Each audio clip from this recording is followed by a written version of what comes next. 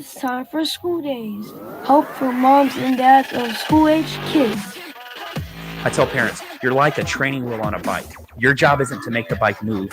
Your job is to keep the bike upright. Those of us who are the true educators, we really want to be given the opportunity to educate the whole child. Sometimes we make decisions with our kids on how we think our kids are going to feel in the first 10 minutes versus thinking about 10 months or 10 years. Oftentimes, as parents, I think we want to protect our kids, but I think one of the greatest gifts we can give them is allow them to experience adversity. Yeah. Here are your hosts, David and Danita Bailey. Well, good afternoon and welcome to School Days, Help for Moms and Dads of School-Aged Kids. I'm Danita Bailey. And I'm David Bailey. And aware in a world where fake news is everywhere, how do you identify credible news sources and information?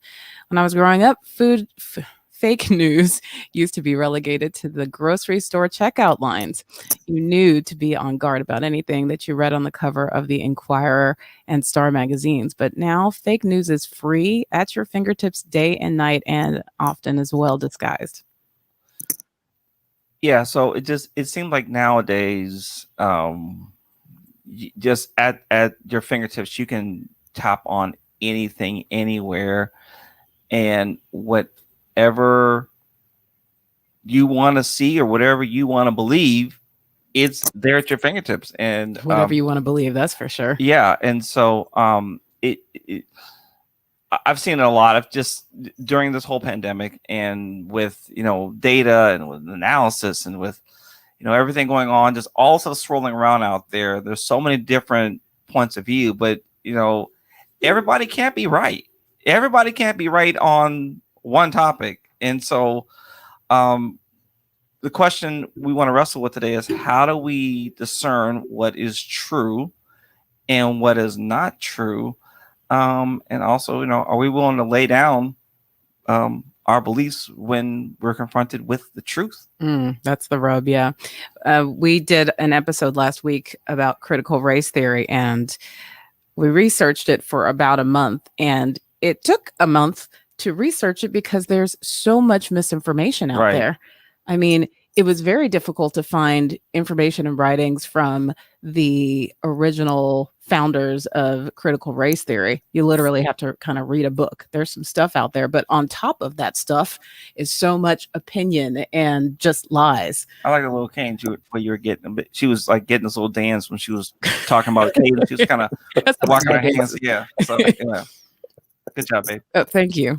So we wanted to do an episode where we would invite an expert in journalism to help us to discern credible news sources and what kind of red flags do we need to look for, and just how do we weed through all of the misinformation out there. So and on two fronts. One, for us as parents, as far as what we share with our children, right? But also to help give our kids the proper tools and resources on how to find truth out there, because there's so much out there in just with young people as it is. Spreading rumors is there's a lot of ways to, for misinformation to be spread very, very quickly. And so we want to make sure that you and your family have the proper resources and ways to sift through all of the information out there to get down to the bottom of what is really true, and that we're communicating that and are knowledgeable about that. That's right. But before we go any further, let me just say it does take a village. If you hear a great parenting tip or a nugget of advice, share it with your parent friends. Facebook it, Instagram it, tweet it, link it in, and add the hashtag School Days Show or hashtag I Am School Days. And remember, sharing is caring. Hit that share button and send this episode to some friends. And lastly, we do want you to be a part of the show. So if you're listening to us live on Facebook or YouTube, thank you. Feel free to put questions in the chat box, and we'll do our very best to get to them as soon as we can. So without further ado, let's go ahead and introduce our guest for today. Neil Foote is principal lecturer at University of North Texas's Mayborn School of Journalism. He currently teaches classes in media entrepreneurship, business journalism, media management, and multimedia storytelling. He is director of the Mayborn Literary Nonfiction Conference and he is the author of Principles of News and a contributor to the textbook Race, Gender, Class, and Media, Studying Mass Communication and Multiculturalism. Foote has worked at the Miami Herald, the Washington Post, the Dallas Morning News, the Belo Corporation, the Tom Joyner Morning Show, and News Leaders Association. So welcome, Neil. Thanks so much for joining us. Great to be here. Great to be here. It sounds like, your critical race theory, conversation opened up a whole bunch of doors to Pandora's box that you probably didn't expect to find. You need to clear your browser right, now. I hope you did that. Right. Because you probably came across some stuff that folks are going to be like, really, guys? Mm-hmm. Yep. You are right. I didn't know you thought that way. Jeez. Oh, my goodness. Yeah. I've access to an academic search engine, JSTOR. Yes. Yeah. And so I love JSTOR. It can be kind of beefy up in there, a lot of the stuff, but but there's a lot of good, I haven't found a lot of craziness on there. It's just a place to do some really just true academic research. Yeah.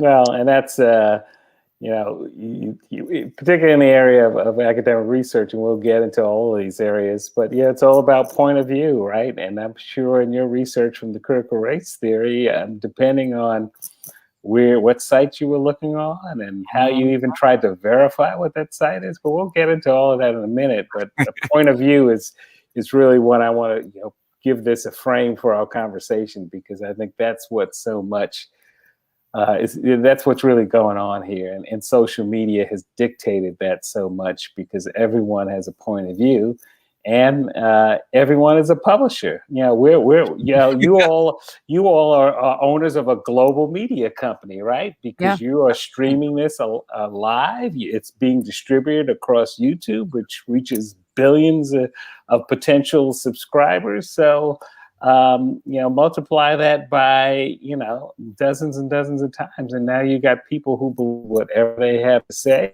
whatever they believe, whatever they think is the right thing, wherever they got the information, if they even sourced it, there's a platform for that, and that's what's changing the world in which we live. And that's where we have to really have our radar up and I challenge myself. I still consider myself as a journalist, but I also can challenge my colleagues in the profession of academia, and I challenge all of us to really have the eyebrows raised and ask the questions, because we can't.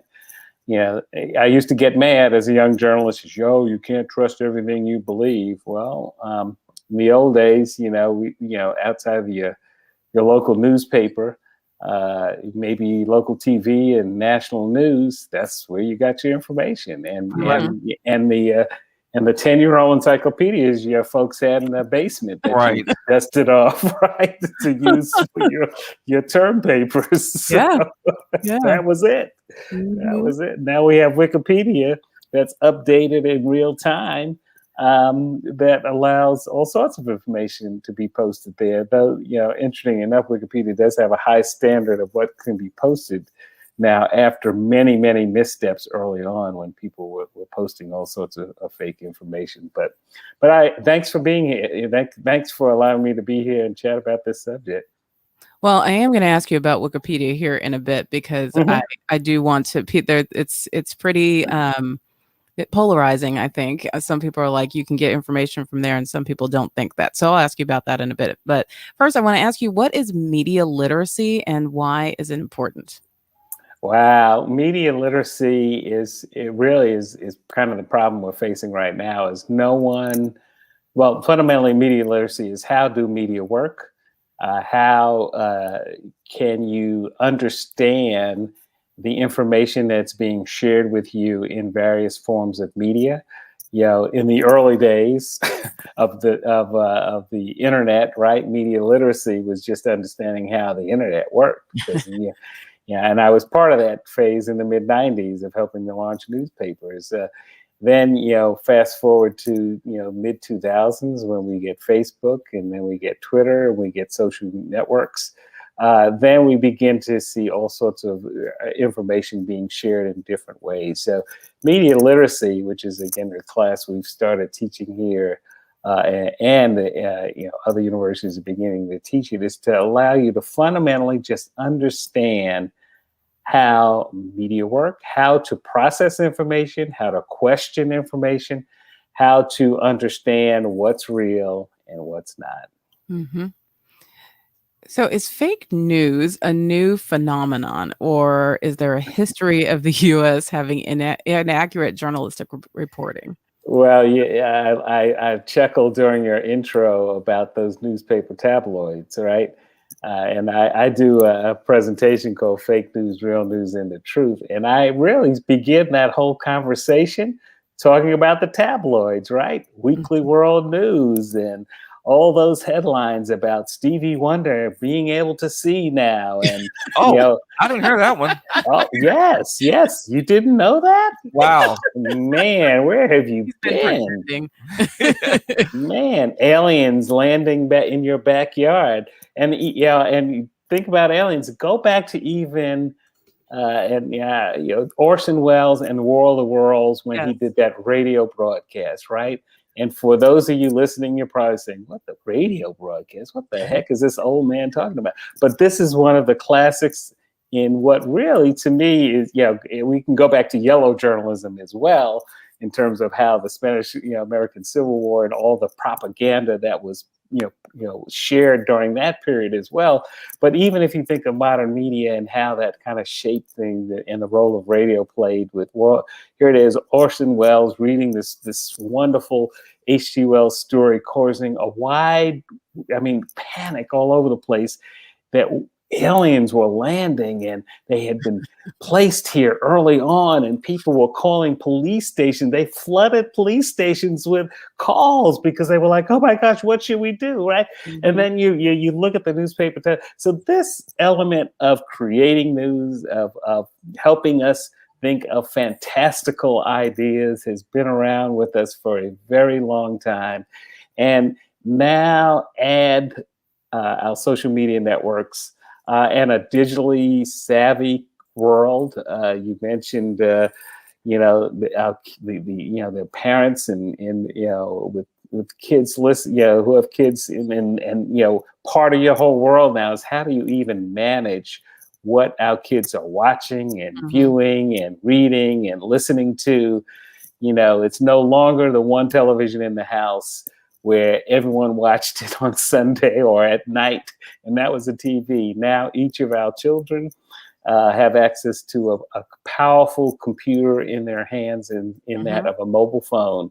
And in one click, they can find anything they want to and believe anything they want to. So fake news and the tabloids have fueled that. It's been, just exploited by social media and even more exacerbated by some really politically divisive campaigns over the last 8 years that have fueled a nation where hate and distrust is just fomenting and fueled by people who just want to believe what they want to believe. Yeah, it's been we've come such a long way. I remember when I was growing up, it was now one, just for the record, I don't know if I ever shared this on our show before, but I was a paper boy. I delivered newspapers, and I got that from 7th grade through 12th grade. My dad, he read our local newspaper. That's right. Watched NBC Nightly News with Tom Brokaw, or CBS with Dan Rather, or Peter Jennings, and that was it in the paper. That was pretty much it. That was the news. That was where we got our news from. But now there's so many, so many cable channels and so many political channels, and then there's online, and there's so many sources and just random people. Anybody can be a producer and a publisher, right? Right. So that means that whatever the Neil Foote News, neilfootenews.com, I can go live in about 3 hours. All I have to do is set up my website. Actually, I can just really start streaming on Facebook Live if I want to, and hopefully my followers will share with their followers, and Suddenly there are 5,000 people listening to what Neil Foote has to say, whatever that may be, right?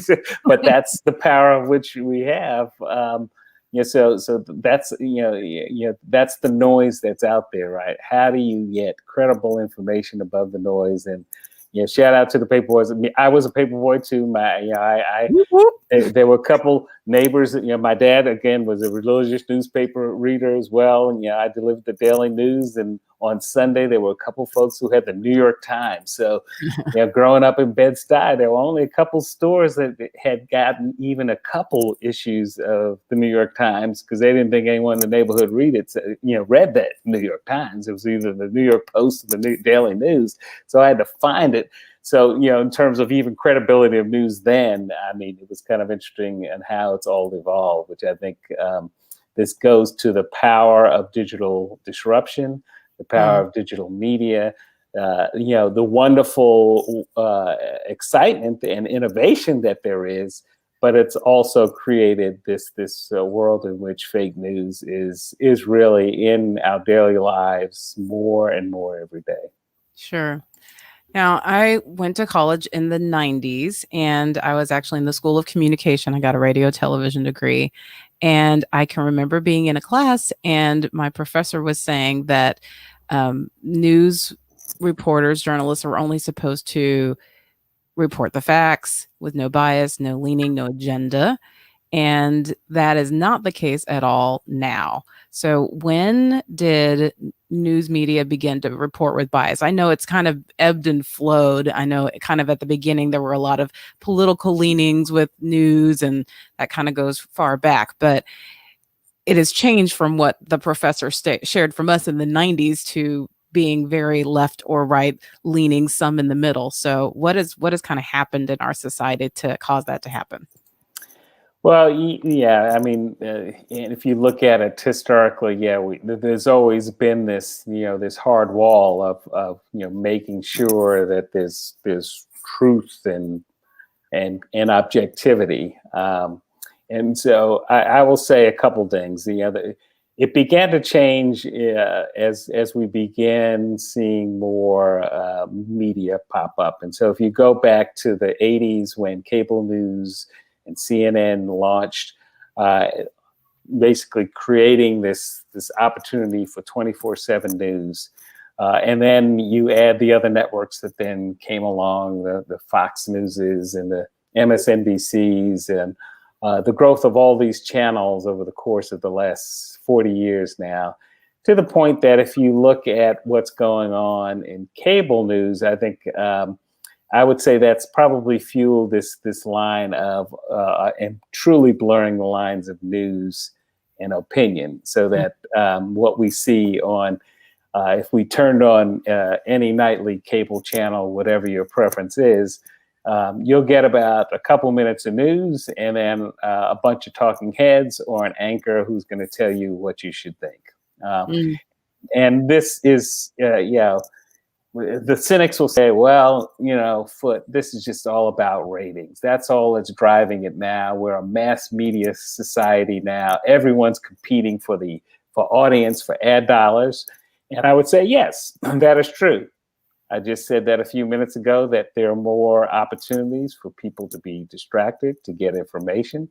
It's no longer TV, radio, and a newspaper or magazine. Now it's, we could identify, 20 different potential sources of information now. So if I'm any single outlet trying to get eyeballs, then I'm going to use a very entertainment-driven strategy that says I want people to be loud, to talk over each other, and represent partisan interests, because that's where I'm going to get my most active audience.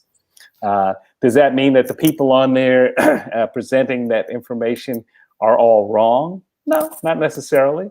Does it mean that they have a clear, defined point of view that they want to get across, that they believe will cater to an audience that will be loyal to that station? Absolutely.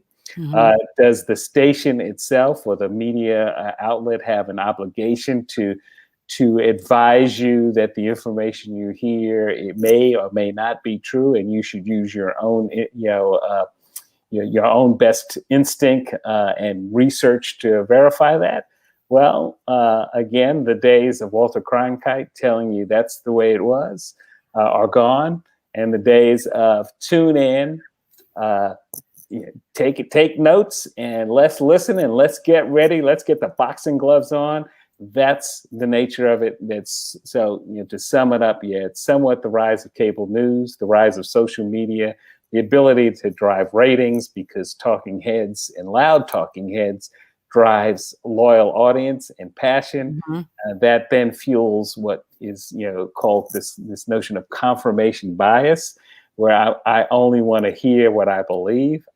So civil discourse is now out the window.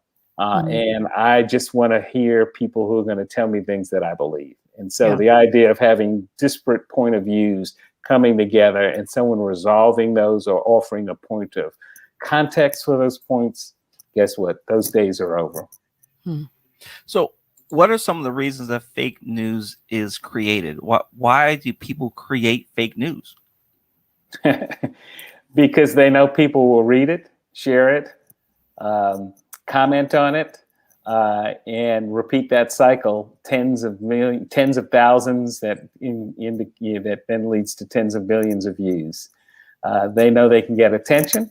They know that it will help give them a platform on their beliefs that elevates themselves maybe from that single person on a single computer with 1,000 followers who knows that if they can share it with 100 people who have 1,000 followers, and that reaches suddenly 10,000 people. And then within a couple hours, that 10,000 people can become 100,000 by the sheer fact that I said it and it was so outrageous that I can cause disruption, I can cause attention, I can cause a counter narrative to what I believe might be wrong, whatever that is. So if we know as a fact the sky is blue, and I and I decide to use we'll use my Neil Foote news analogy again and say, look, really that blue sky, that is really nothing but a projection from several government sources, and the sky is really yellow, but they use this blue tint to give us the sense that the world is okay, and it's really not. So trust me, I have information that I can't tell you right now, but trust me, it's really a projection from the government sources trying to tell you that life is good and it's going down the toilet. Well, what is that going to do? That foments fear, that foments eyeballs, that quite honestly, if I want to look at from a commercial perspective, then Neil Foote News, might drive a lot of look at the Drudge Report, which was one of the conservative blogs during the 2000s. This was a text-based, still is, one of the ugliest websites in the world. That has among the highest click counts because of what it promotes and what it shares and what it believes is a point of view that lots of people think is trusted. So fake news is happening because people know they can get attention. Just like the kid who will, just bang on the table just because the table's there, even though you told them 1,000 times don't do it. They are seeking attention. It's the same to me. Mentality of white hackers hack because they know they'll disrupt people, they'll get attention, and it will drive us to doing things to make us feel more insecure about our lives than it should. Just wrote another quick question. Then there's another question goes along with it. My wife, she has lists of questions for me, and I'm ready to go. But sometimes I have a question pops up in my mind on the fly here.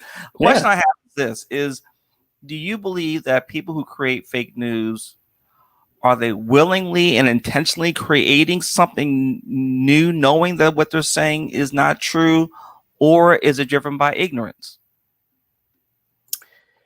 Wow. Well, yeah. It's a combination of both, but part of is it being intentionally done? In some cases, yes.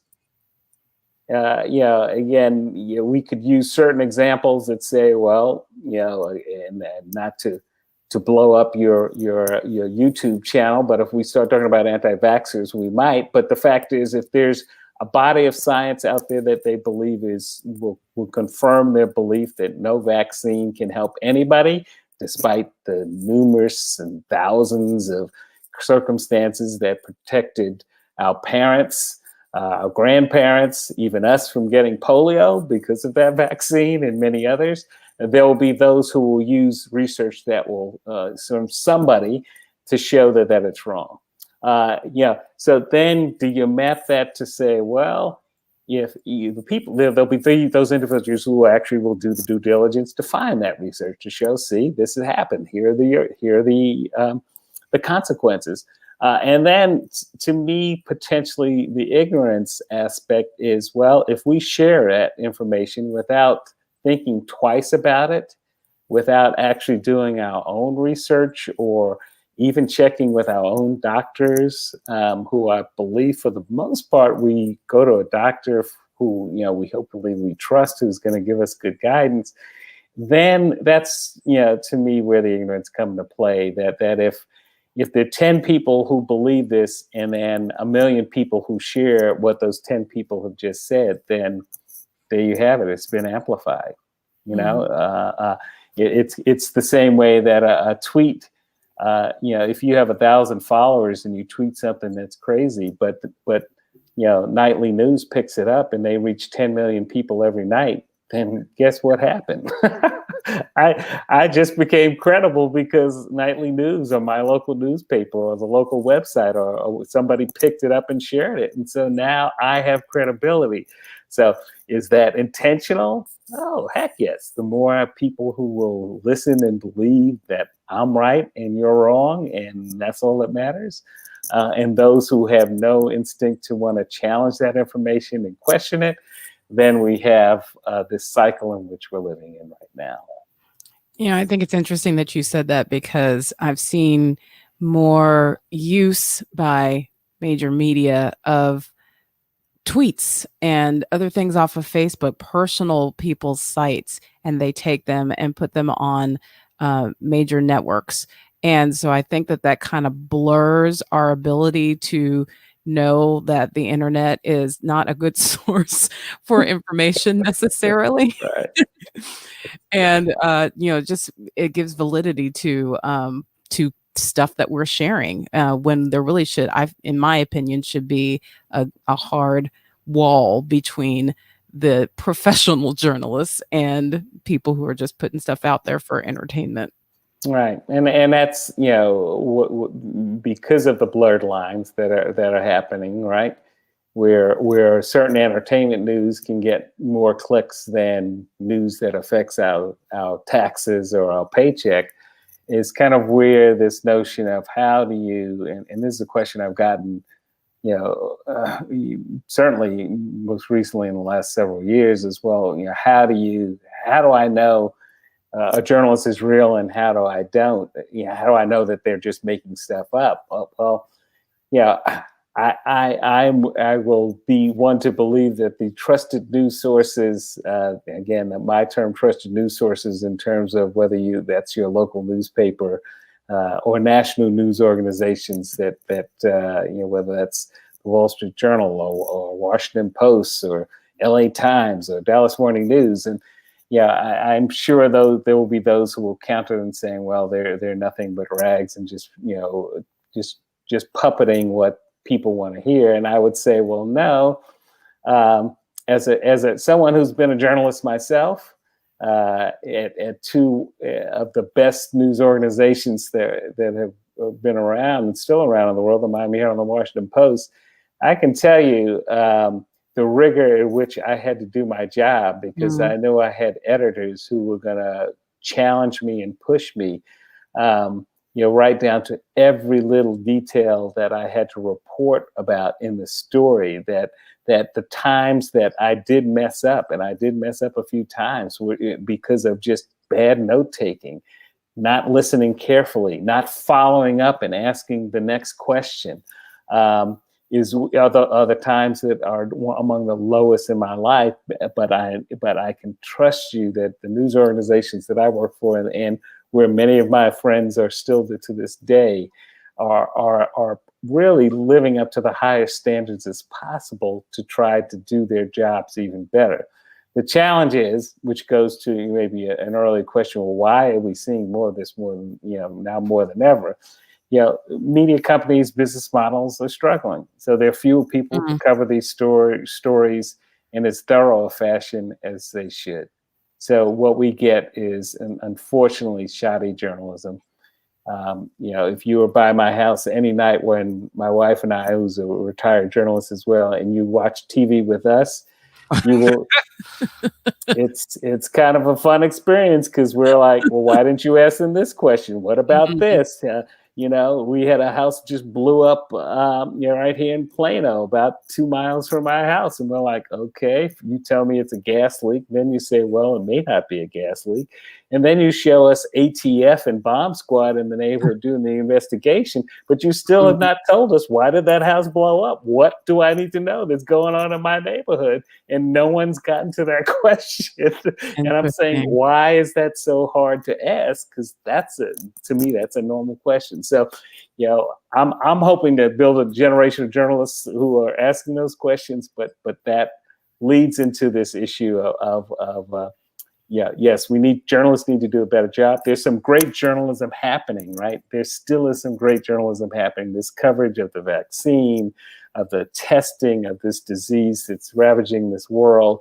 There have been some unbelievable stories, and to the point of finding the experts, challenging the experts, challenging the administration and politicians at all levels. So I want to say, there is good journalism taking place. You have to seek it out and not get buried by your Facebook feed or your Twitter feed or the text that someone shared. Did you see this? Can you believe it? No, that's fake news. No, that really did not happen. So we have to be accountable. We have to ask the questions of understanding, well, where can I find a better story on this? And how do I even dig a little deeper? And maybe, does it take 5 more minutes of my time in the day to find out whether that story is real or not? Maybe, but if it's going to help inform me so that I can inform others better, that's a good job, because journalism is at the heart of our democracy. It's at the heart of the First Amendment.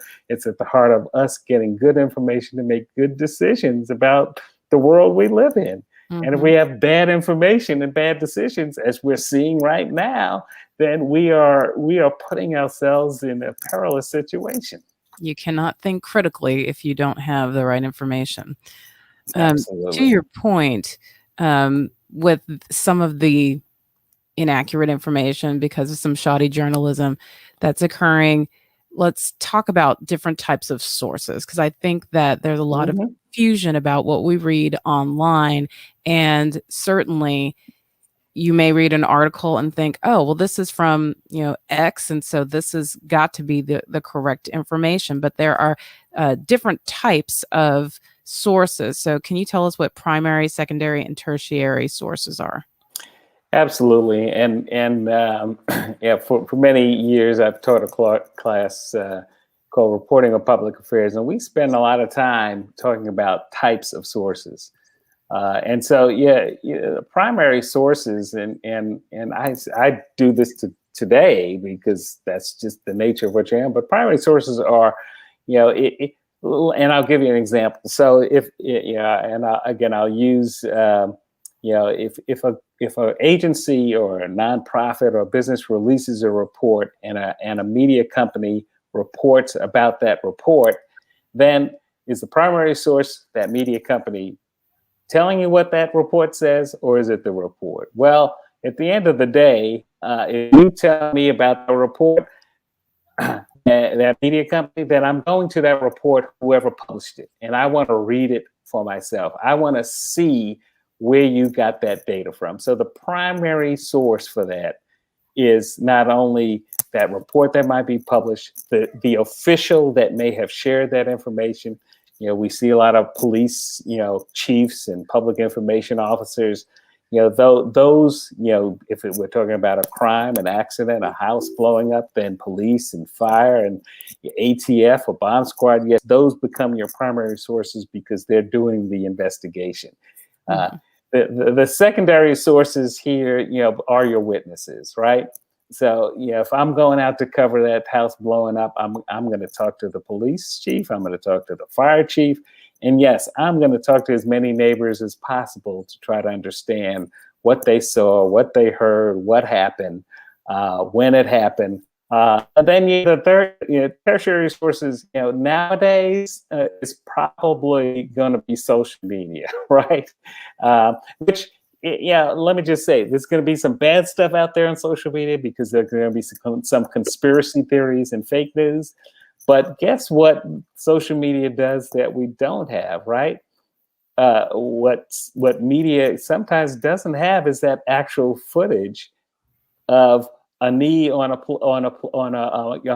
a man's neck, who's capturing that and then sharing it on social media, right? No camera could be there fast enough for that to happen. So these incidents that we've seen kind of shared with us in brutality and in particularly the last several years, help us kind of shed light onto stories that we may not have gotten. The fact check part of that is, right, we have to also ask the question, is that true? Did that happen recently? Is that really happening? Where did that actually happen? So the primary source, that report, the source who's sharing that information, the secondary sources, the witnesses, people who are in the know, who might be experts, and the tertiary sources, I would say, certainly are social media, and again, people who may have some loose knowledge of what happened, but those aren't really the people you're going to rely on to build your story. Now, I said I would ask you about this. Which one is Wikipedia? Wikipedia, let me say this: Wikipedia is the world's largest encyclopedia, right? It sadly so has put put Britannica and World Book out of business because it's real time and it's global. So on the upside, Wikipedia has more information than any of those encyclopedias could have ever had in the time that it's grown. So part of the interesting thing about Wikipedia, and I would say, to me, Wikipedia is not a primary source.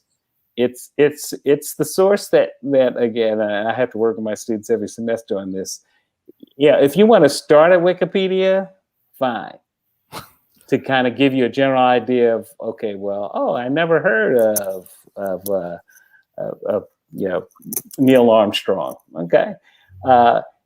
But here's the thing about Wikipedia, and I don't know if you've ever tried to do this, and I tried to do this for one of my clients being Tom Joyner. You've heard of Tom Joyner, right?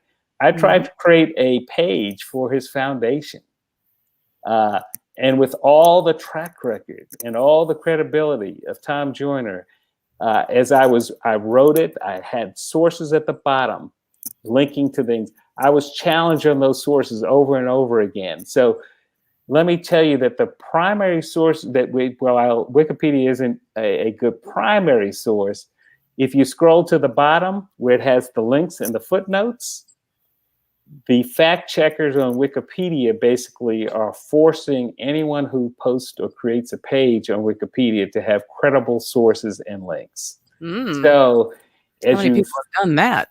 Well, I tell you, I'm more conscious of it now. And so while I tell again, as I'm telling your listeners, sure, use it, go to the bottom, because that's going to take you to the story, the report, the study, the census data, the other media outlets that may have covered that person. If I'm going to track down something on Whitney Houston, and I'm going to see the story. So again, these are personal stories that the Wikipedia pages that usually publicists like me sometimes are hired to write. There are even companies who write Wikipedia profiles. People can go in there and suggest edits. And then as you go to those footnotes, yeah. So so I'll add this. You can check the footnotes to make sure there's credible information, and then you can even check to make sure whether the credible information link there is even credible by digging down. So if I'm going to click on that Washington Post link, I'm going to see that story. So I'm going to see who the sources are in that story. Who are the sources? Are they family? Are they government officials? Are they doctors? Are they experts? Are they people who know about this? Oh, wait a second. There are no sources in this story at all. There's no one quoted. Red flag, red flag, red flag. There's no byline. There's no dateline. Mm-hmm. That should be a flag in itself to tell you, wait, no byline, no dateline, there's no quotes in this story, there's not even a report cited here. No, there's something, that's wrong with that story itself. And then, you can move on to the next story and do that same criteria. Who are the sources? If a medical story, and there are no doctors or scientists involved in that story, or epidemiologists, viral experts or pandemic experts, if you're writing about a vaccine story, and if they're not in that story and it's only political people, then wait a second, where's the story coming from, right? Right. When was it published?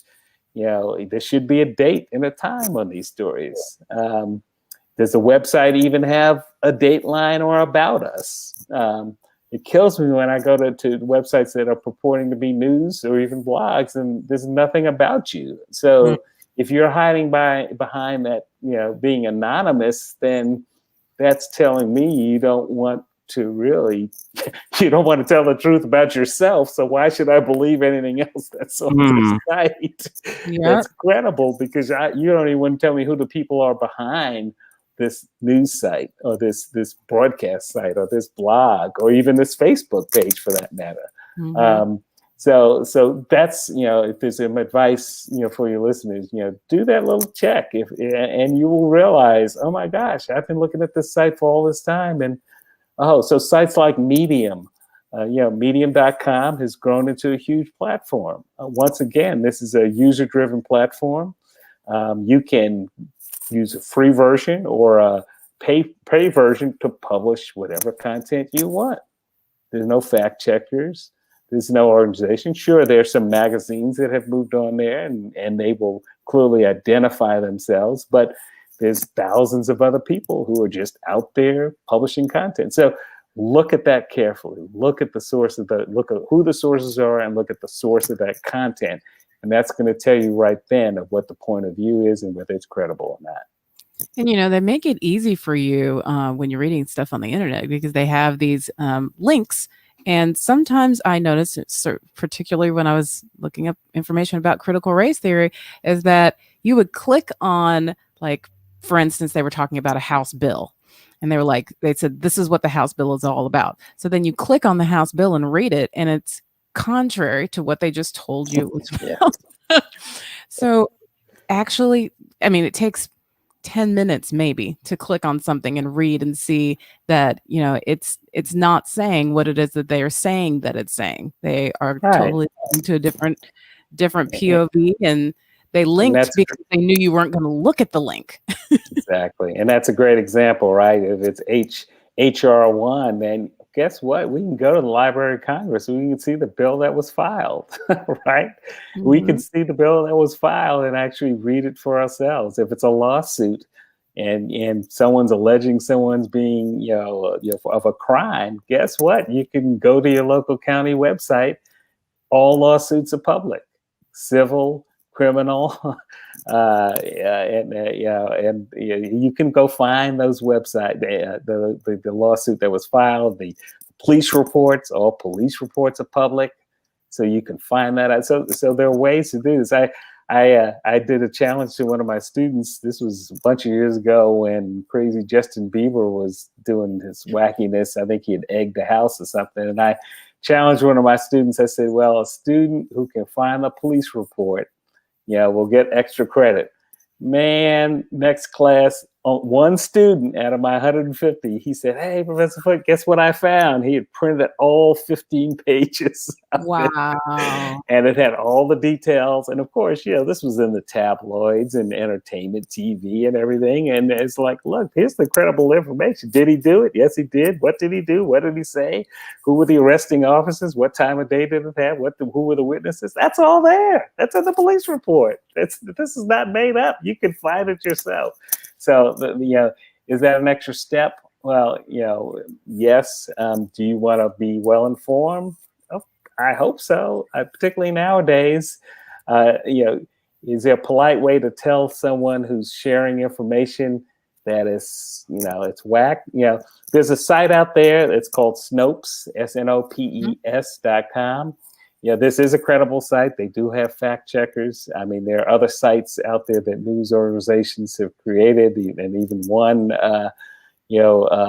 Pulitzer Prizes on it, politifact.com. I mean, they want a Pulitzer Prize for their fact checking of what politicians say, particularly during the presidential campaigns and major national campaigns. And they do the due diligence to kind of make sure that they're keeping themselves honest too, in terms of making finding the information that is useful and credible, so that you make the best decision about the information you're using and seeing. The challenge, though, is, and you said it yourself, you had one student out of 150 that chose to go that extra step. Some people don't even want to click on a link. I was telling David on the way over here that I was looking at a Facebook post, and somebody was saying that there's free and reduced lunch for our whole school district for all students. That was what was written in the post. Then you could further click on the actual article that would tell you more information. Well, the comments were first one of the comments was so is it for all children? And I was like, well, all you had to do was just read the post. You didn't even have to click to find out, yes, it's for all children. And then somebody else said, well, does that mean that I don't need to, something else? And I was like, well, if you had just clicked on the article and actually read it, then you would have found out that information.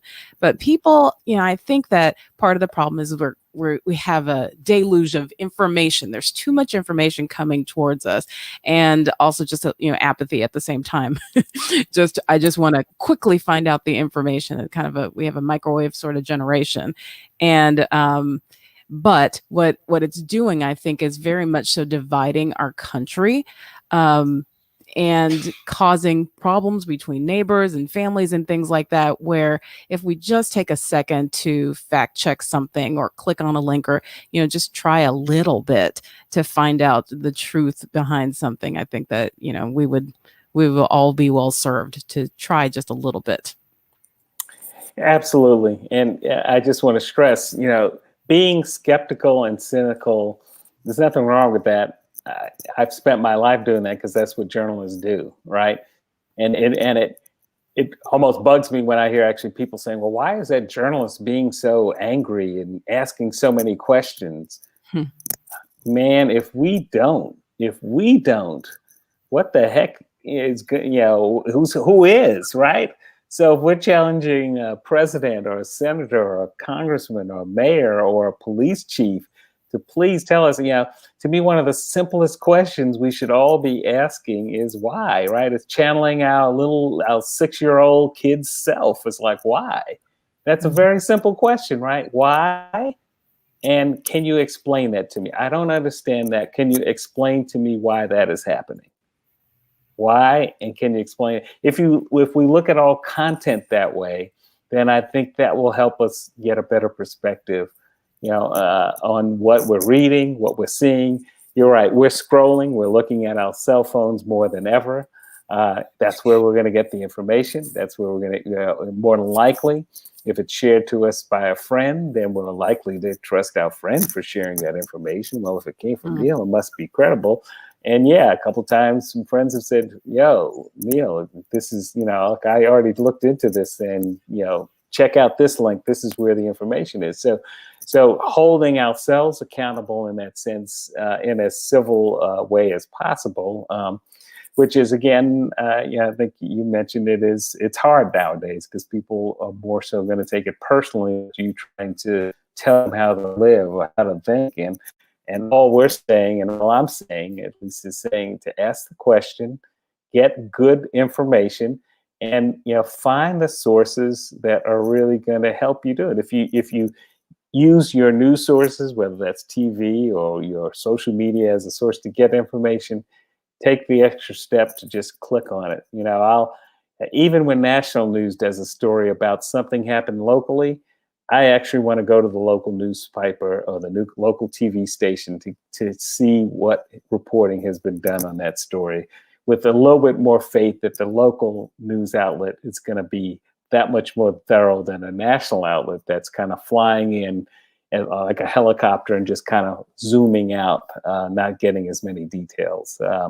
Now, granted, nowadays some of that's reversed for the same reasons I said before. A lot of local news companies don't have a lot of reporters, so the New York Times or the Washington Post or the NBC can send in 20 reporters to cover that story, in some cases better than the local news outlet, because they have those resources. But I point to you that there are resources and investment in news organizations taking place that's really dedicated to helping us get better information and content, right? It's so absolutely important and critical.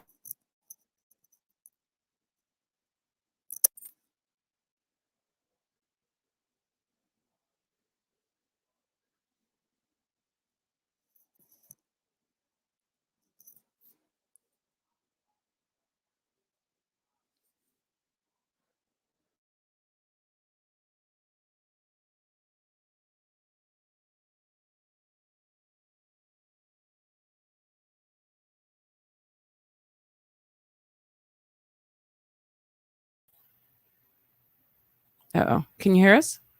I can hear you now. Yes. Oh, did you hear my question?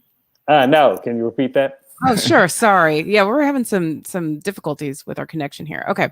So Craig from Facebook wants to know, if you watch both left and right takes on a situation, will that balance it out? So let's say you're listening to Fox News and CNN. Will you somehow get the truth? Can you glean the truth from listening to both sides? Well, that's a great question. I think you should listen to both, and then I think you should question both. And so my answer is you will get different points of view from the same story. The key thing then is, in listening to those two stories, is what are the sources that both of those organizations are using, and then go for yourself to figure out, well, let's see, CNN says this, Fox says this. Wow, but I went to the report on the CDC site and it actually says this, or it actually says that. So you guys are just really messing up the matter. So I think accountability for us is look at both sides. And yes, I love that. Let's be open-minded enough to say, okay, let me hear what folks are talking about. And sometimes we just need that. What are folks talking about, so that I can better understand why some people are believing certain things than others. And then take the extra step to say, well, let me see what other sources are saying about this story or this incident or this fact, to help me come up with a better informed decision about that. So yes, old days, we trusted that information because people told us we trusted. Now, in a case here, we've got opinion makers and pundits telling us information with experts kind of woven in to maybe suit someone's opinion in some cases. But ultimately, this factual data out there, I really believe there's factual and statistical data somewhere that's going to verify what the truth is. Mm-hmm. So I'm a math person, and anyone who knows the show knows that about me. It seems like you can find statistics on anything you want, and people throw numbers out there on anything. And it seems like you can find any statistic to believe anything you want to believe. So how are listeners and parents and children to truly know what is accurate? How do you discern what are accurate statistics and what are not? What are some red flags you can look for to say, I don't know about that one, versus, okay, this is credible? How do you know? No, I love that, and I describe it as you have to interview the data, Hmm. right? You got to interview. So some of the same steps are required, as I said before, as checking whether the site's a credible site. So, who is the source of the data? Is the data where's the source? Where's the data being read? What kind of site is it? So, again, you're the question for it was about I'm watching CNN and I'm watching Fox. Where's that information coming from so that I can verify where the original data is. What's the size of the sample that they use? Again, as you know, as a mathematician, right? All the research you had to do, you had to source your data. How many people were interviewed, or how many people were tested? How many people were part of the whole problem set? Here's who responded. Here's how we factored in a percentage of error of some sort. Here's what this information actually, the other part of that is if it's a survey of data, then what were the questions asked originally? Not just the one question that says X, but what were all of the questions asked? Because typically, if it's a survey, then there's a set of 5, 10, 15 questions that were asked. Or maybe it was 1 or 2. Do you believe X? No. Okay, thank you very much. But look at see if there's a click to this. Again, a good source of data will again reveal where the originality of that data is, which is, again, go to the census site and you can not only see the cute graphic that shows the population, the demographic trend, wherever, then you click on the link and go to the raw data. You can download an Excel spreadsheet that has, 27 fields, right? And see where that data came from. So interview the data, check the source of the data, check, who published the source, check the date of the data. When was the survey taken? Man, we are living in such a real-time society that, goodness, I was working with a couple clients, they twin sister doctors out of Philadelphia, and I was working with them. They published a special report, encouraging folks, to get their vaccines and everything. But, we were trying, over the period of time, we were trying to use data regarding the number of deaths, the number of incidences, and I had to update that thing, every 2 weeks because the numbers were changing. So the data changed as well. So data from 10 years ago, no less 10 months ago, or 10 weeks ago, or last week could be very different. The location of where that data was gathered, what data you may gather today, out of Arkansas versus what you might get out of Massachusetts could tell you a very different story about the pandemic, right? But where's the source of that data? Who's getting it? Why are they publishing it now? How was it analyzed? And what is really was the full scope of that study, so that you have a sense of whether this was credible, whether this is why. Oh, I get it now. This is a story that was talking about why vaccines are not worth getting it, and so the data is here showing that out of 27 columns, there's one column that shows there's a 32% X of this happening, and so therefore that's why this bit of data was shared in this story by this news outlet at this time. That can give you a good sense of whether your data is real or not. I just want to add real quick, just when you're looking, at statistics, you're looking at what is the sample population? Who's being interviewed? Is it one particular group of people, or is it diverse? Secondly, like you said before, the size of the population. Are you interviewing 100 people? Or are you interviewing 1,000 people?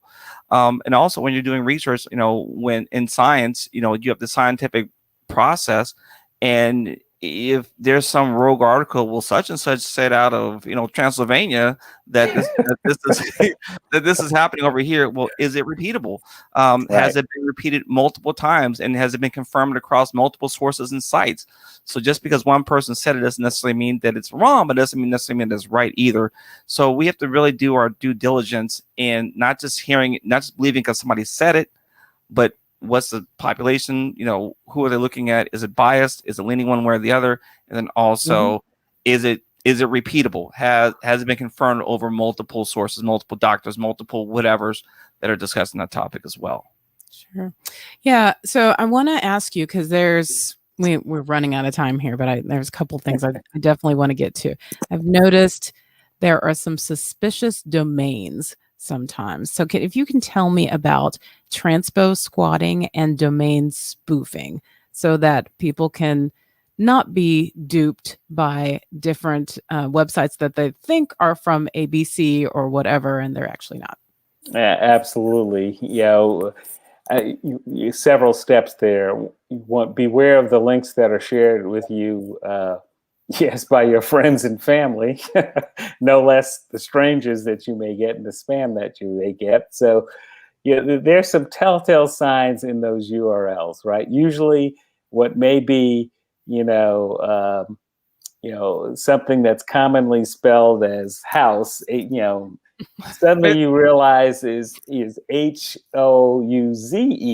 and not HOSE. But you click, oh my gosh, yeah, I was looking for that. I was looking for some house stuff the other day. Let me click on that, and bingo, what some very creative but demonic and people are doing, able to capture your link and your data from that IP address that you clicked on, and suddenly you bouncing over to a site where they're able to use their own technology to kind of to begin to track your key steps on your keyboard, and increasingly so we're unfortunately seeing this on mobile phones as well. So check the spelling of it.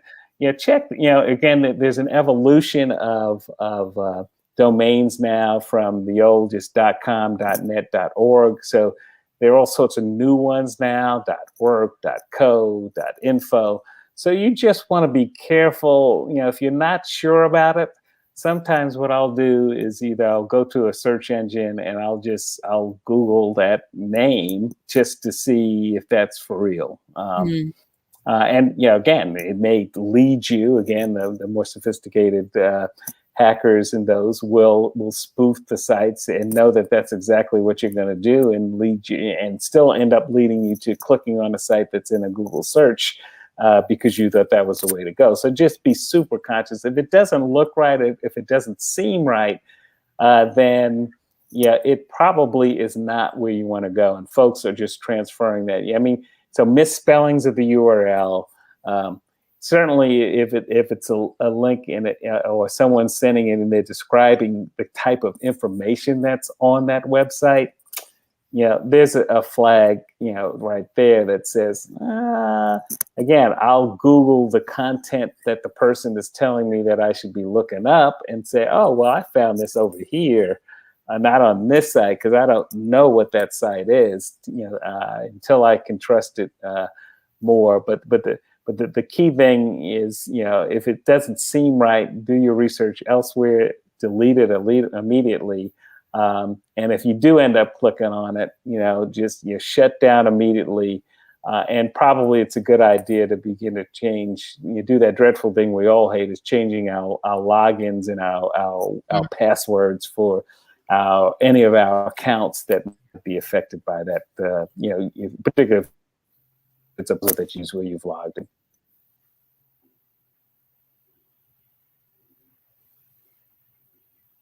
Okay, you were pausing there. Are we? You here? Yeah. Yes. Right. Okay. Yeah, you were I'm moving. Here. So it's like, is it gone? It's not? Oh no! Okay. No, I'm good. That was my comment right there. That's you were that right? Okay. I was like, is he gone or is he done? Okay. No, I'm good. I'm good. I'd also like to know, what, in your opinion, are the best resources for accurate news? Where should we be going to get our news on the whole?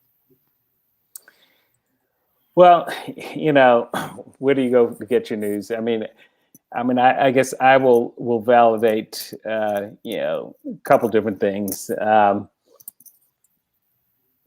At the end of the day, I still believe, your local news sources, whether that's newspaper or local TV or local radio, particularly local news radio for the most part, will give you credible information locally.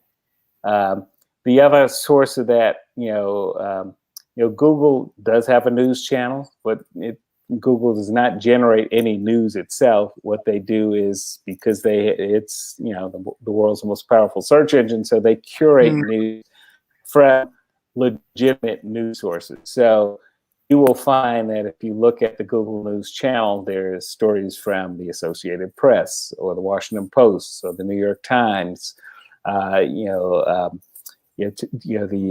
major national news organizations that have been in the news business for a very long time. To me, those are organizations that are still very dedicated to doing very thorough news, and have high standards of accountability to make sure that their reporters, their editors are living up to the highest standards ethically.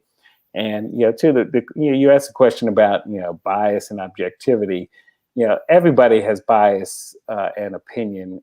So the key thing for every journalist is to make sure that if you're concerned about that, then you have to do that much more reporting to make sure. Again, and this is not made up. I was challenged any time to say, "Hey, Neil, you need to make sure you talk to other people on the other side of this story." Whatever I believed was the story. If it was my duty and responsibility as a journalist, and that's where you'll see the best news organizations. They'll go out, and you'll see that point and counterpoint of view, and that's again. How do you know you're at a good news source? Well, you're going to see and hear those differing viewpoints, and if you see and hear those, and you leave watching or listening or reading and saying, okay, I see how people believe certain things. I'm good. Let me go to the next story. Then that's really going to give you a sense of whether they're really ready, not ready, but really responsible in the sense of wanting to give you credible information. We don't want to receive news the way we as parents talk to our children when they ask us why. That's right. And I love saying it now because I'm an adult. I hated it when I was a child. But why? Because I said so. No. We don't want to get our news like that. So just because somebody says it does not make it that rhyme. Just because somebody says it doesn't make it legitimate. Absolutely. And that's oh, there you go. School days. School days. Yeah, you got it. No, you be skeptical, ask questions, ask why, ask please explain, and don't be afraid to say, well, where did you find this? No, seriously, no. Where did you find this? Right. Because I'm just curious, And that's a simple duty we can serve as everyday citizens. For me, as a journalist and certainly a journalism professor, the standards are that much higher because the information we publish, you have a higher degree of potentially trusting that or distrusting that based on my track record. And if at any point I violate that trust, then you simply will either never read my story again, never watch me again, or never trust anything I say because you're just not sure.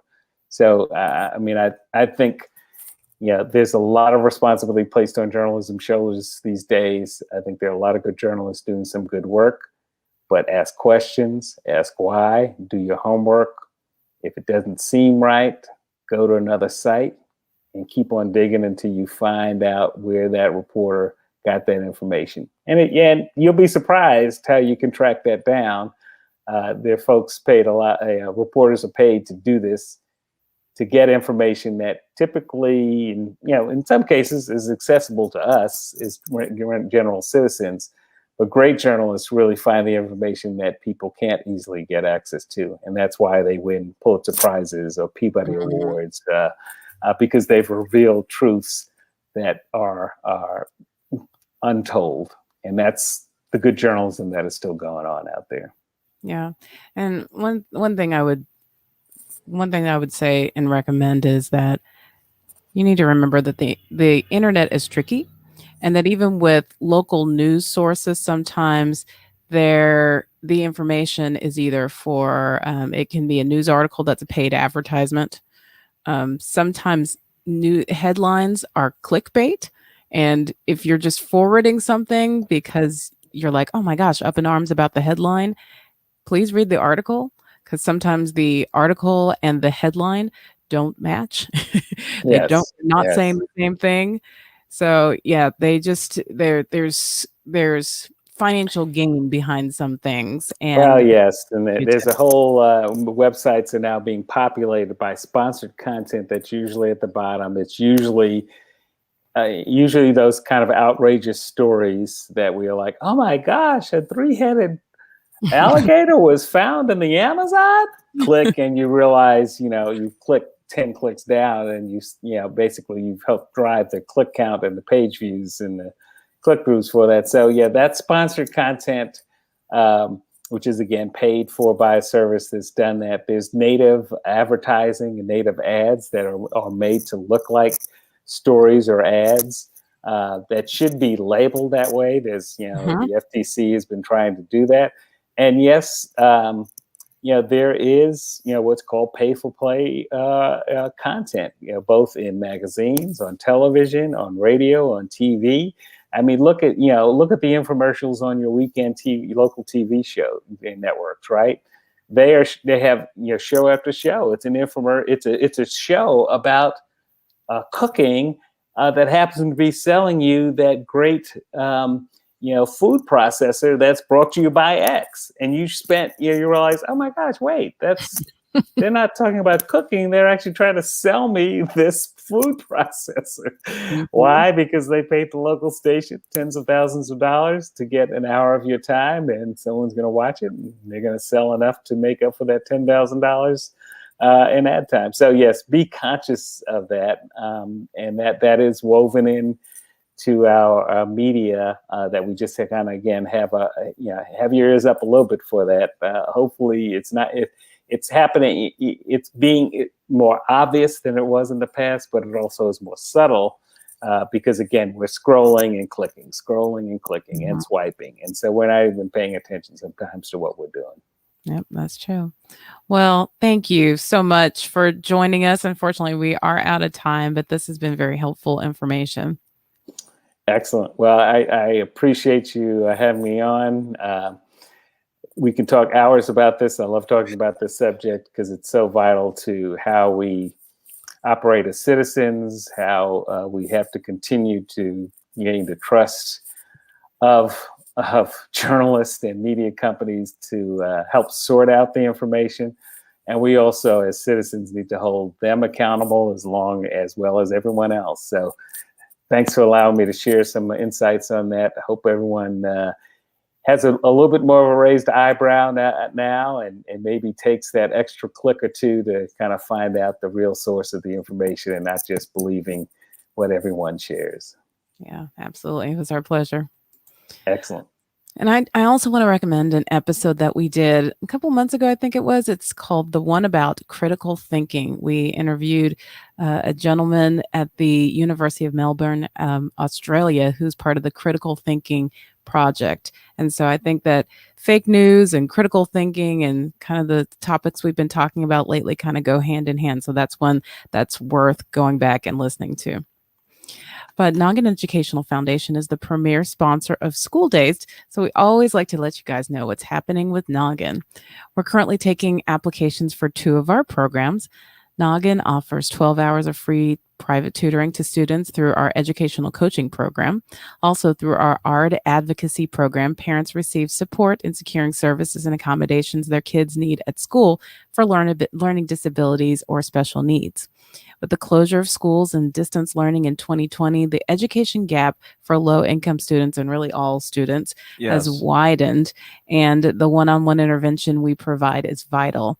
So see our website, nogginfoundation.org, or email me at Doneda, DONEDA, at noggin, NOGGIN foundation.org for more details. And also, each summer, Noggin offers a summer math and reading program called SPARK, that stands for Summers Producing Academically Ready Kids, and we serve at-risk students in the Dallas-Fort Worth Metroplex. We collect brand new backpacks for our students and students at local Title I schools in the DFW area through our social media challenge, the hashtag Bought Backpack Challenge. So join us in taking the challenge through August 12th. Details are on our website, nogginfoundation.org.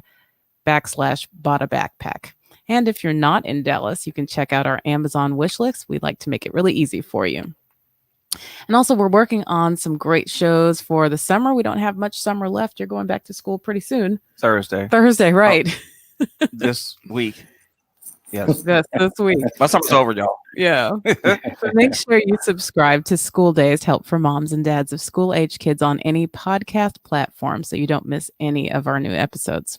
And as always, head to our website, schooldazedshow.com, for more information about all that we're doing and the resources we've mentioned here on School Days. And remember, you don't ever have to miss a show. I'm going to have to redo some of this.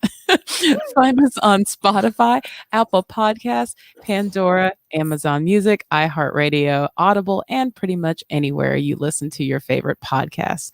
And don't forget to follow us on Facebook, Instagram, and Twitter at Noggin Foundation. And last but never least, we always want to end the show by saying that David and I are parenting by grace.